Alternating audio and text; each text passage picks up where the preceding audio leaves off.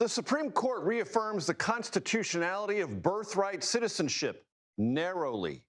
President Trump says he wants Congress to tackle it now. States can require transgender athletes who play youth sports to do so based on their biological sex at birth. Idaho's law was tested in the case before the Supreme Court, and its Attorney General joins us. Democratic Socialists are on the ballot today. They could pull an upset in Colorado. So what are they all about? Do Democratic Socialists want to fit within the Democratic Party, or are they running to overtake it? We ask the national co-chair.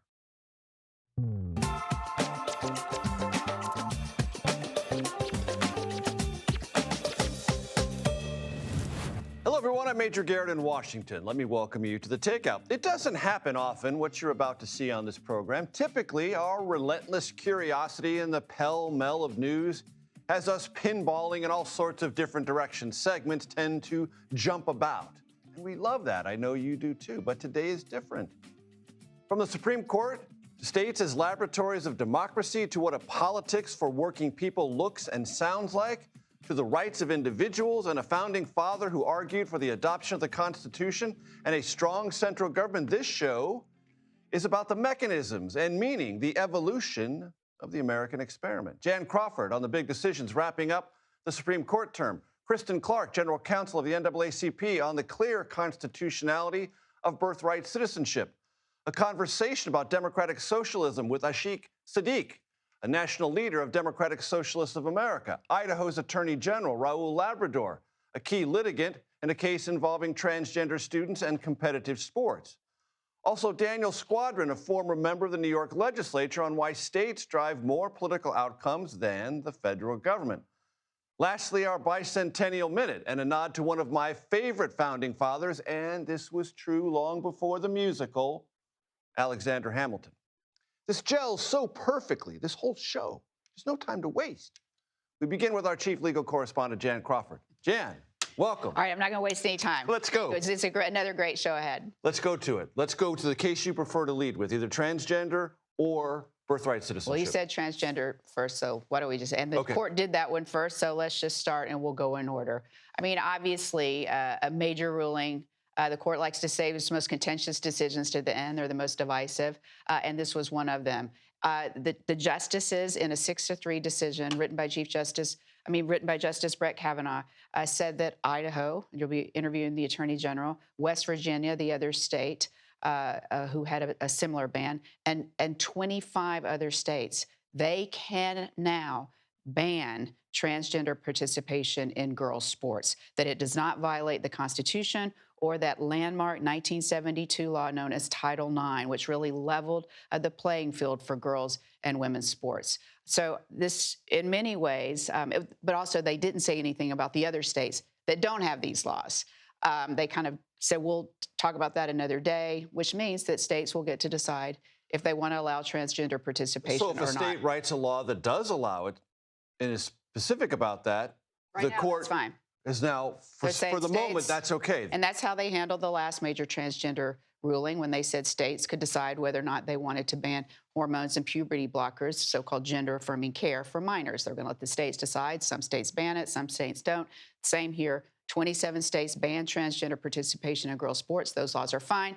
The other states, they can continue to allow transgender athletes to participate. However, there is going to be litigation in those 23 states, so that issue is not decided. As you know far better than I do, Jan, there's a term of art, rational interest. States have a rational interest, as I understand the court saying, in looking at safety and fair play. Justice Kavanaugh said in his opinion that, listen, we have separate, the law allows separate sports for boys, girls, men, women, and there's a rational reason for that. It's not like in the workplace, where, you know, you can't really separate people based on sexes. But for sports, it's rational that states and institutions would care about things like fairness and safety. So it's entirely rational for a state to have separate, or an institution to have separate girls and boys sports teams. And if you're going to draw that line, it's rational to do it on biological sex. And so that's what they've allowed these states to continue doing, these 27 states to continue doing. On birthright citizenship, on the constitutional question, 5-4. But on the closer than I expected. Existing federal law, question 6-3.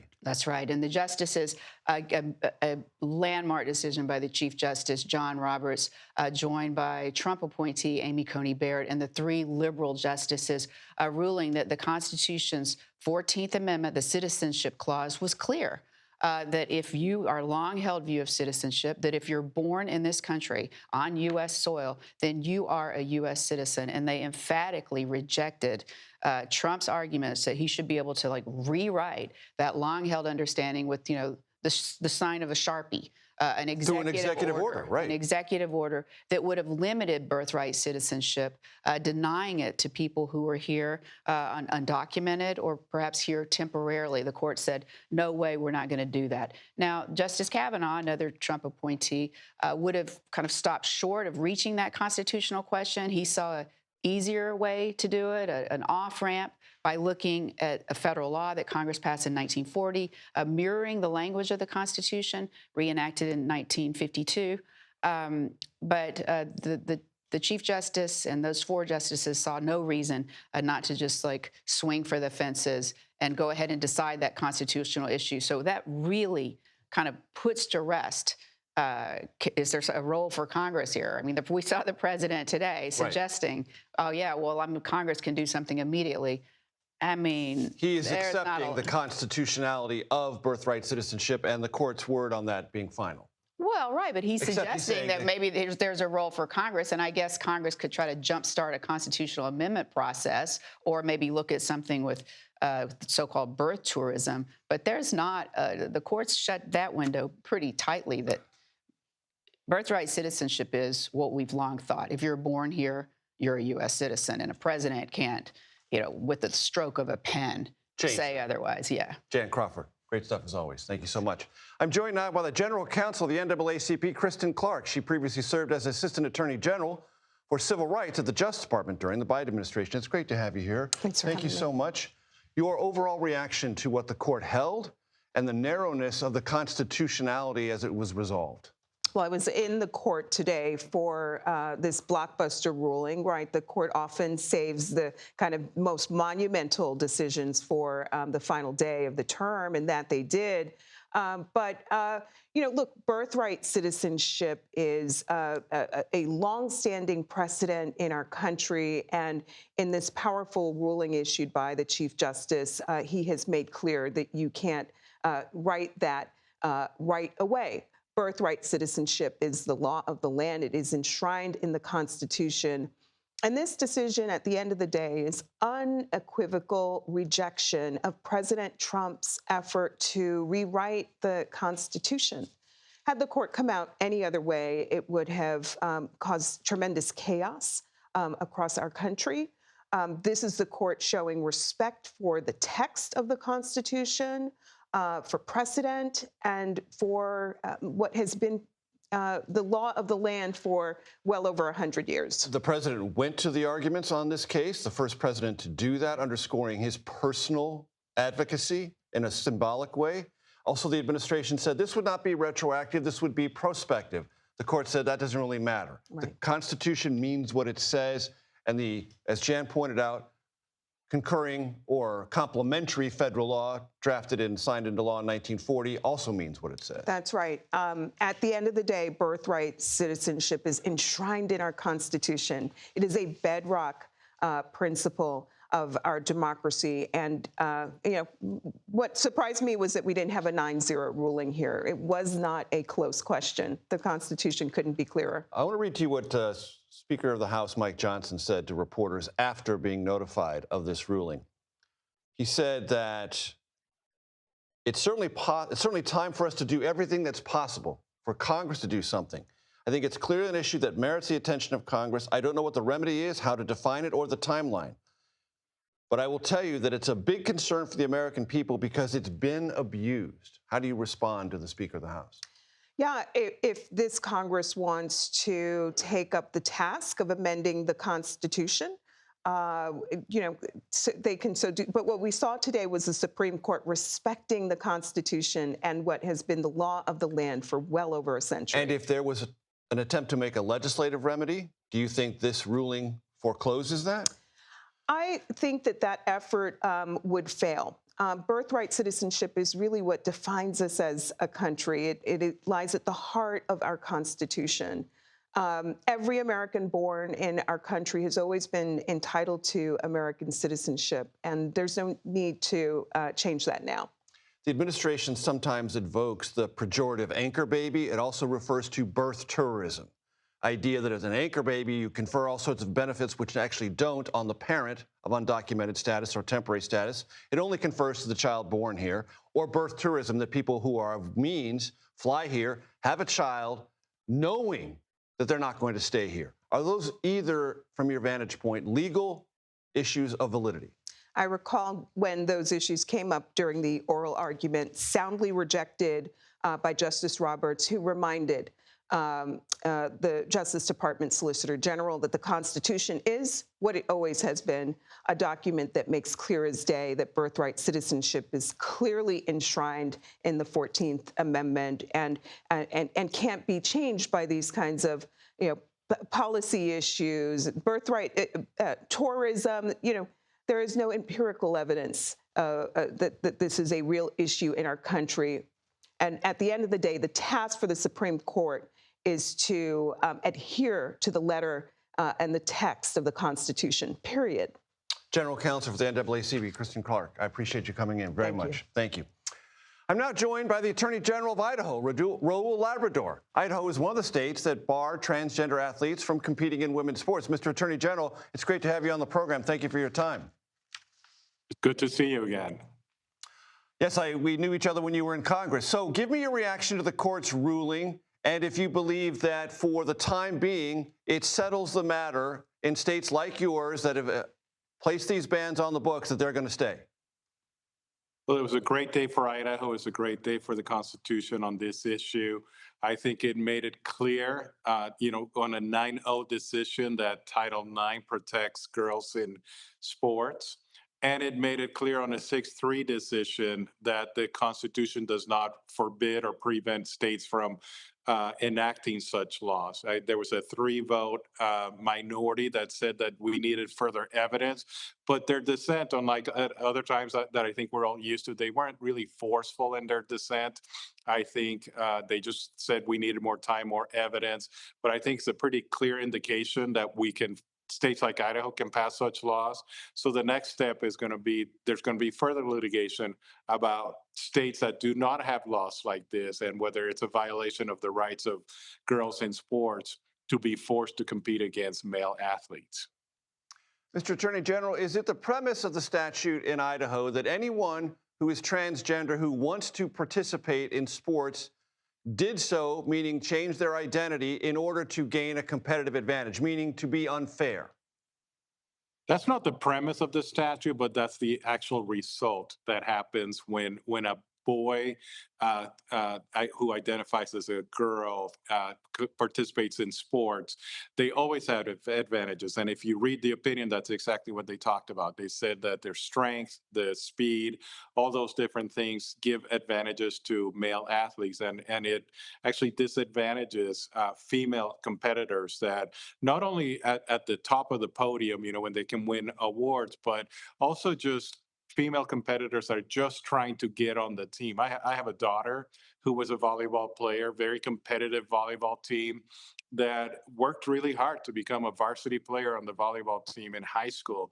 And this, if we had male athletes trying to compete in her case, it would have been a disadvantage to her. And I think it's been a blessing for her life. She's now a mother of 2, expecting another child. And I think her life was really benefited by the athletic ability and the athletic opportunities she had in high school. So I think that's what this law is trying to protect, giving all these young women the ability to participate in sports in a safe environment. Mr. Attorney General, I remember when you were in Congress, there were a fair number of debates, and Republicans were usually on one side of them about the importance of preserving parental rights. So let's take a parent or 2 parents of a child who at, let's say, 2nd, 3rd, 4th, 5th grade makes a decision about their identity and becomes, through intervening therapy, of a different gender because of their identity, and isn't really thinking about sports at the time that they make that choice in concert with their parents who supervise and support this, then later decides they want to play sports, does that child have no rights at all to access the ability to gain from sports competition? Well, a child has the ability to participate in co-ed sports and leagues that maybe allow those things to happen. But if the state or the school, the NCAA, the state, or the high school decides that they're not going to allow these children to participate in those sports, then what the Supreme Court just decided is that the states have a right to do that. They have an opportunity to do that without violating that child's rights. That's a very difficult decision. I think my heart goes out to the parents of those children that are going through that. But what the court decided today is that biological reality matters, and I think common sense matters. And I think this is an 80-20 issue in most of the United States. Is actually a little bit preposterous that we had to go to the U.S. Supreme Court to decide something like this. This wouldn't have happened 10, 15 years ago. And I'm just grateful that today biological reality and common sense prevailed. The president called it transgender insanity. Do you embrace that kind of language? I just think it was a beautiful day for girls in Idaho, and I'm going to leave it at that. Mr. Attorney General, I appreciate the time. Thank you. Thank you.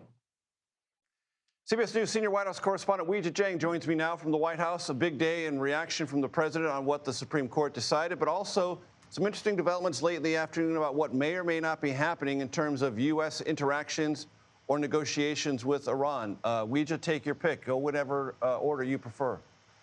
Well, Major, I'll pick up where you just left off with the ruling about transgender athletes. The president is viewing this as a success for him and the administration. He posted on social media that this was a big win. He said the U.S. Supreme Court just ruled against men playing in women's sports. Of course, the nuance there is important because it's not as though there is a federal ban on these athletes participating, but it does allow, as you've been talking about, each state to make that decision. Still, the president views this as a victory. He also is quite happy about the ruling with regard to campaign finance limits, in part because that will likely help Republicans, especially in the midterm elections, more than the Democrats right now, at least, because they have more money stored up in the coffers that the parties will now be able to use for all those political ads that we love so much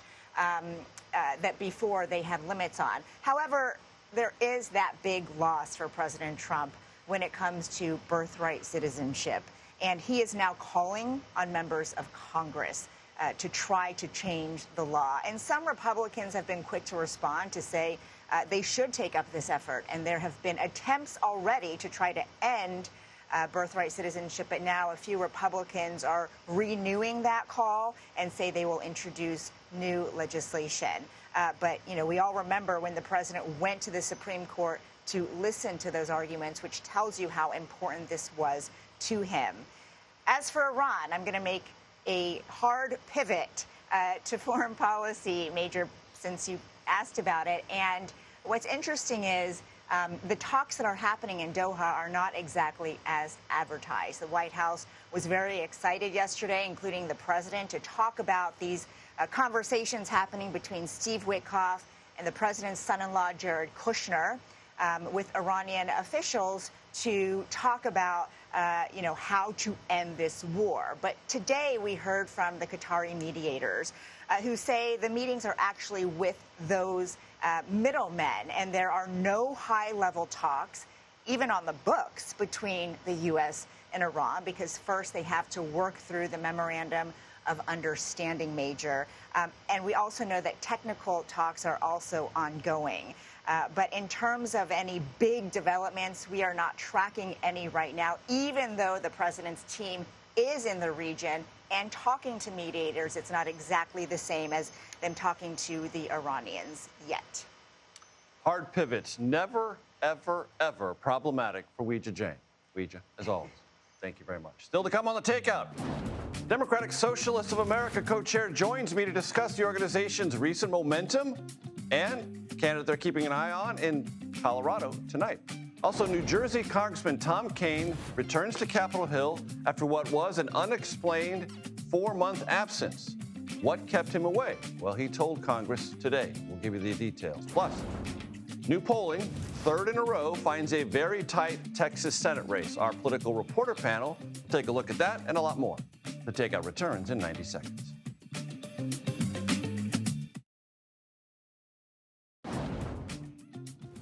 Welcome back to The Takeout. It is primary day in Colorado, and one race in particular will test the power of Democratic Socialists out west. 29-year-old Democratic Socialist Minat Quiros is facing off against Congresswoman Diana DeGette in the state's first congressional district. DeGette, 68, has served in Congress since 1997.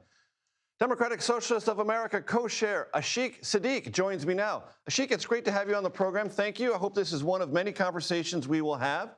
Give me your sense of Colorado's first congressional district race and what's going to happen tonight. Yeah, thanks so much for having me. So what we're hoping to see in Denver is a payoff of so much hard work on the ground of so many members of DSA and so many working class people who are showing up to expand democracy in Congress. They are pretty fed up with the Congress, with Democratic Party leadership that is not representing working class values.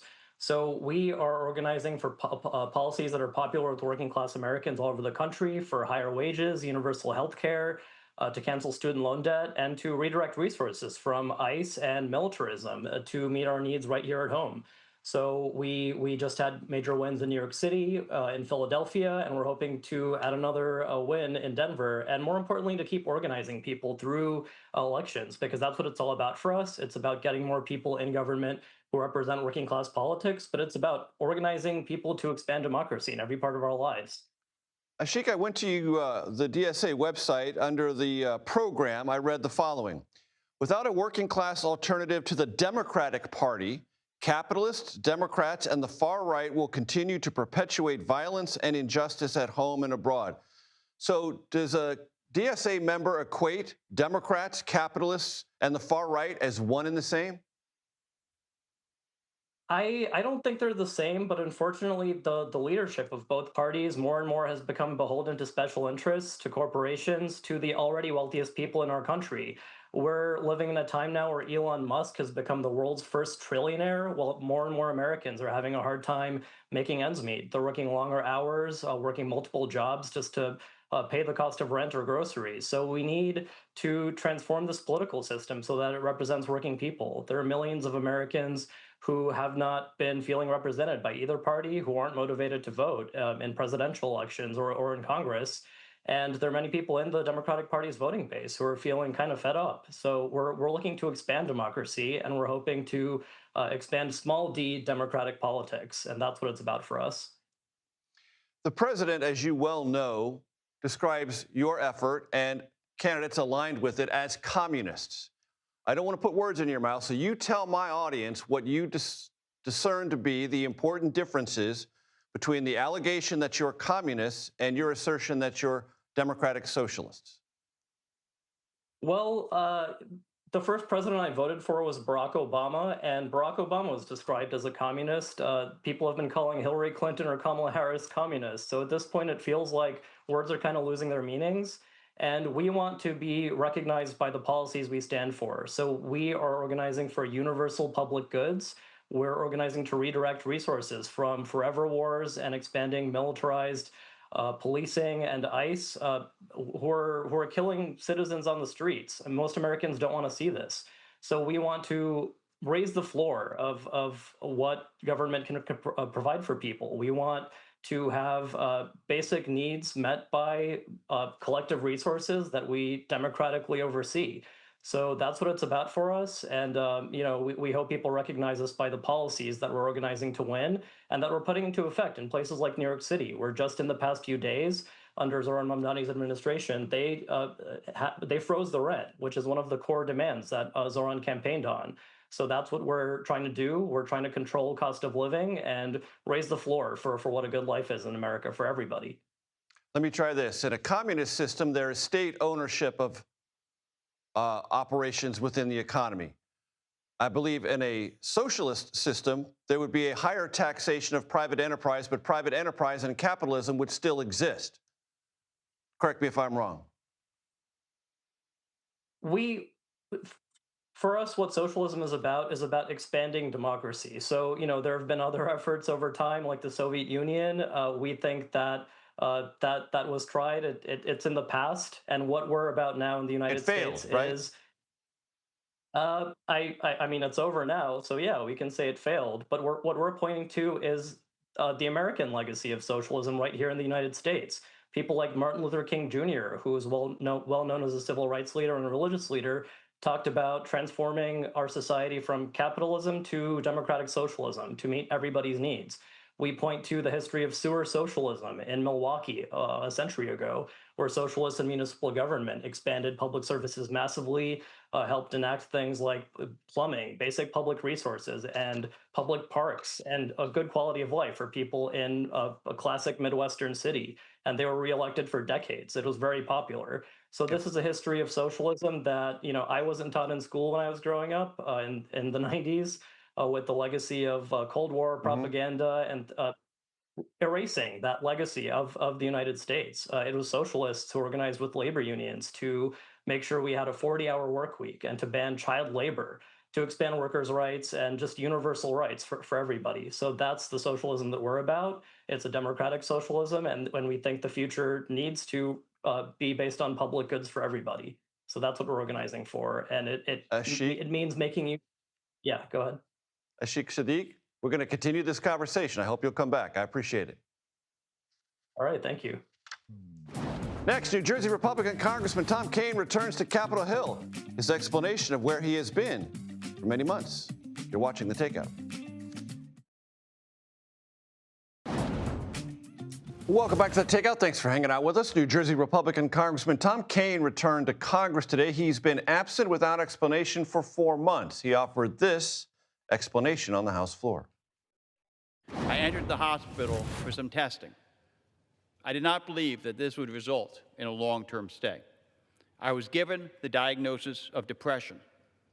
Now, when people hear the word depression, many people think simply it means feeling sad. But depression is so much more than that. It is physical. It is emotional.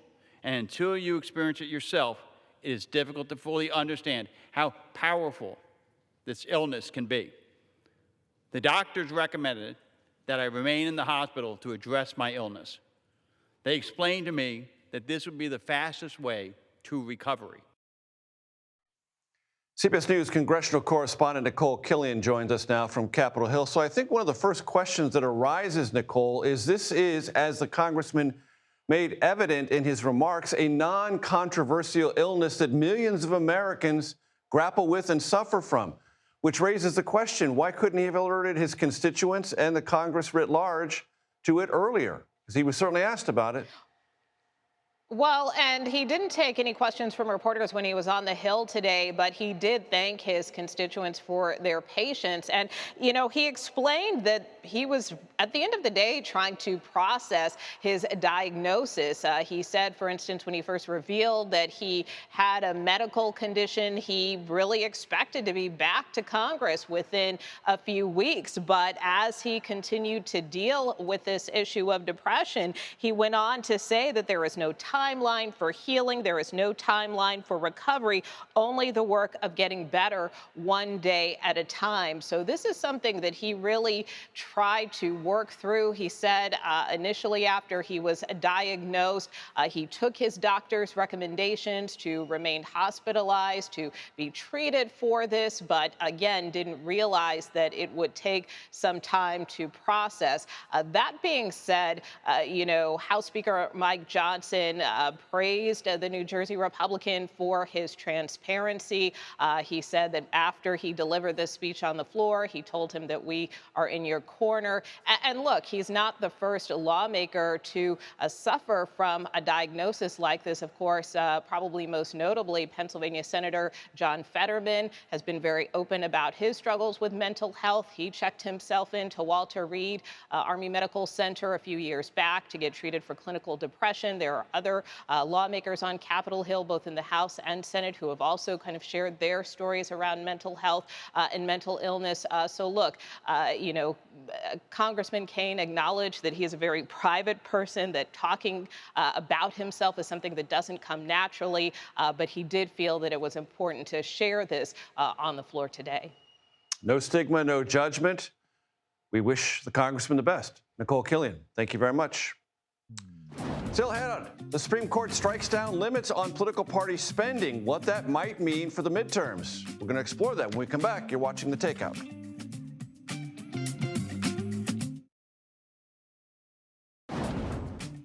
Welcome back. Reporter panel time. Alex Eisenstadt, senior political reporter at Axios. Mario Parker, managing editor at Bloomberg. All right, folks, today, wedged between two very important Supreme Court cases, transgender, birthright citizenship, a campaign finance case, which, Alex, is going to be relevant in the midterms. In broad brushstrokes, how? It matters because what this does is it breaks down the wall between party campaign committees and candidates and makes it easier and cheaper for parties to spend money in coordination with their candidates.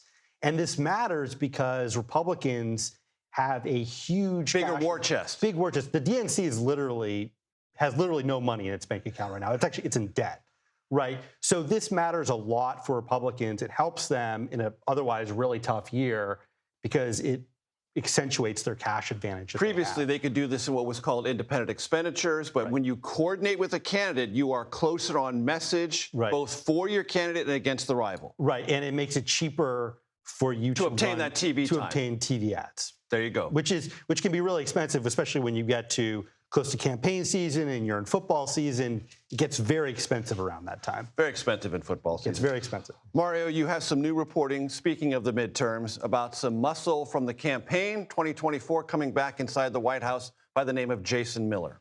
Yes, absolutely. President Trump and his team are bringing in Jason Miller and others, allies who have been with the White House or with Trump dating back as far back to 2016. Jason goes all the way back. Yeah, all the way back to the 2016 campaign. So they know Trump, they know his likes, dislikes, his temper, his mood swings. They can sort of ride through all that a little bit more easily. Absolutely. And I mean, they won 2 elections, right? They won a 2016 election. Jason was at the forefront of the 2024 election as well, able to kind of charm the president, if you will, into staying on message. Yeah, with the president and then helping those in the press office be a little bit more aggressive. Exactly. We've seen... That's Jason's style. Yes, we've seen the White House. Well, 2 things happen, right? We saw the White House and the Trump administration get off to a really offensive start, right, during the first 100 days last year as well. I mean, they were very, very aggressive. We've seen them, at least recently, more on their back foot. Heading into the midterm, someone like Jason can get them back on that front foot, be more on offense. So one poll does not tell everything anyone might want to know about a given race, but now we have 3 polls in Texas, all with the exact same result, from New York Times Siena, YouGov, and then a separate Siena poll, all have James Tallarico, the Democratic nominee, and Ken Paxton, the Republican nominee, in a dead heat, all within the margin of error. That's a pretty Spartan graphic there, but it gives you the message. What are we looking at, do you think, Alex, in Texas? So no one can predict exactly what's going to happen in this race. But what we do know, and what Republican operatives will admit, is that because Ken Paxton is the nominee and not John Cornyn, it is going to cost them tens of millions of dollars that they will not have to have otherwise spent in Texas. We know that. In other words, those 3 polls equal $100 million. Yes. Yes. The Republicans are going to have to write checks for. One has to assume that Republicans are the favorite. It's Texas, yes, of course. Right? This is the white by whale registration for Democrats. and by recent history. But the reality is, and Republicans will freely admit this, it is going to cost them money, potentially tens of millions of dollars that they would not have otherwise had to have spent. Meaning money you can't spend in North Carolina, money you can't spend in Ohio, money you can't spend in Maine and elsewhere. There's limited funds, right? I mean, you've got a lot of races and you got a budget. Republicans tell me all the time, there's no limit, man. We can raise whatever we want. Mario, do you think anything that happened in this week with the Supreme Court will have a resonant effect in the midterm conversation, or are we all going to be about the Iran war, the economy, and attendant issues? Well, just because, piggybacking off, what we just spoke about, the fact that the Republican dollar goes a little bit further than it would have otherwise. That's a big, meaningful Supreme Court decision. That's huge, right? In a place like Texas, this an expensive market as well. In football season, Cowboys, et cetera, as well. So I think that would be the most resonant issue. But the other side of this, right, the other side of this is as much as Texas is a Republican state and they got the momentum there, you have to think about just the turnout, right? And this goes back to, this is the through line for everything that we spoke about right here, just the turnout in the election. You got to get people to go out there and vote. And one interesting thing about this New York Times Siena poll, very quickly, I'll just summarize it before we go to break. James Tallarico, again, the Democratic nominee, up 27% with independents. And if there are disaffected Republicans who supported John Cornyn and are not sold on Ken Paxton, you put those two things together, it could get dicey. Got 10 seconds. No, it could get really tricky. That's absolutely right. And Democrats feel as though they're able to galvanize their base right now. You know, Mario, the best way to use your 10 seconds is to say I'm absolutely right. Just you got it. Alex Isaac, Mario Parker, and get the candy. Up next, a closer look at the power of state legislatures. Former New York State Senator Daniel Squadron joins me to talk about his book, The Fourth Branch. That's next, right here on The Takeout.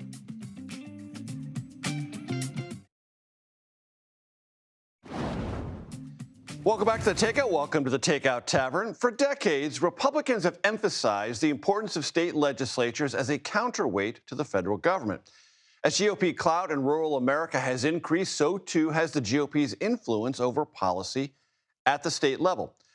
A new book, The Fourth Branch, written by former New York State Senator Daniel Squadron, takes a close look at this phenomenon and how Democrats generally have been, and to their detriment, he argues, overlooking state governments. Here's some of our conversation.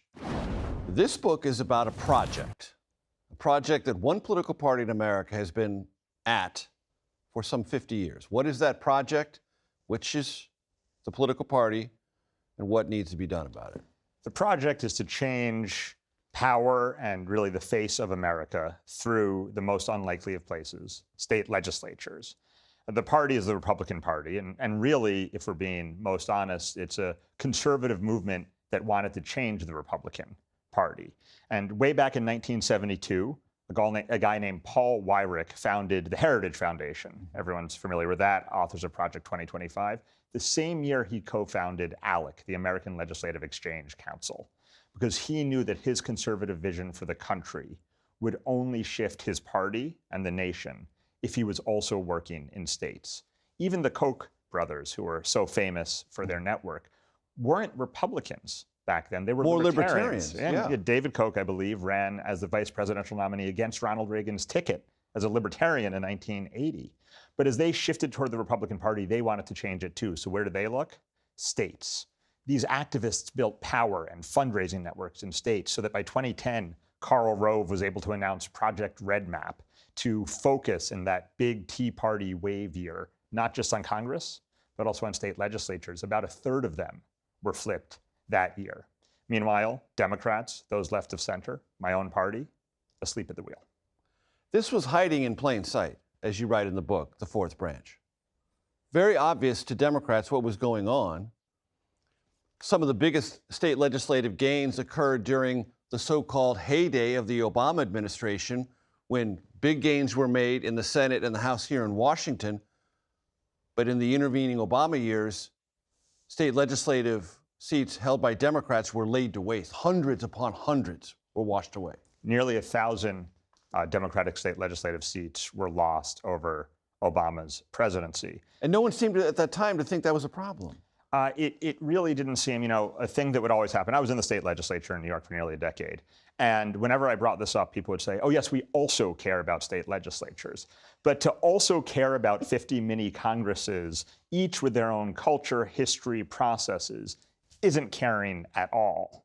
And the truth is, states are the fourth branch of our constitutional system, or even the first branch. It's the states that created the federal government, not the other way around. Precisely.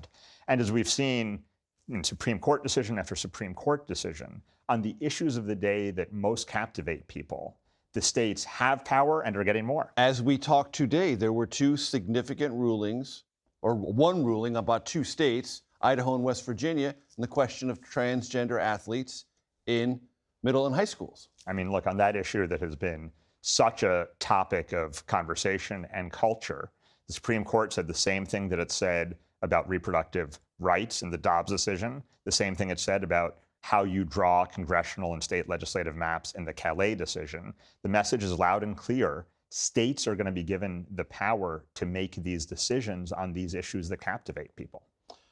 And when you talk about this as a project, did those two things which you just said walk in lockstep? When state legislatures create a Supreme Court that would send more power back to the states?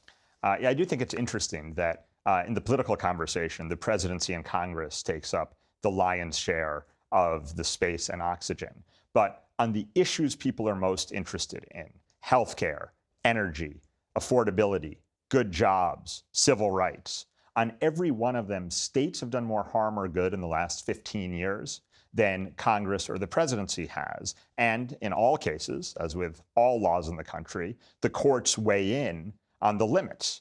And so you actually have this story that's outside of the political conversation of states and the courts shifting the face of the country, while everyone else is looking at the shiny object in the Oval Office.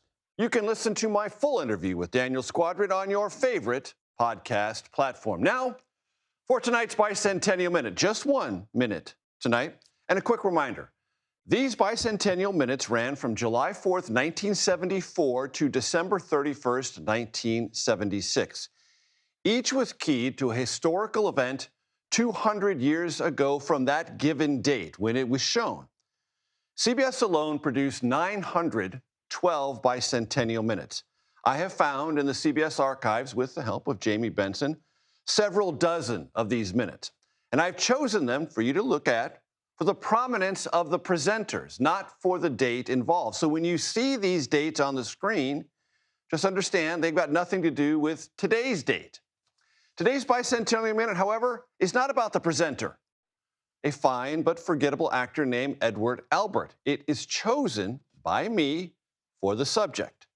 Alexander Hamilton, a vital player in the Revolutionary War, author of some 2/3 of the Federalist Papers, the nation's first Treasury Secretary and leading advisor to President George Washington. Oh, yes, and the centerpiece of an insanely popular hip-hop-driven Broadway musical. Tonight's Bicentennial Minute.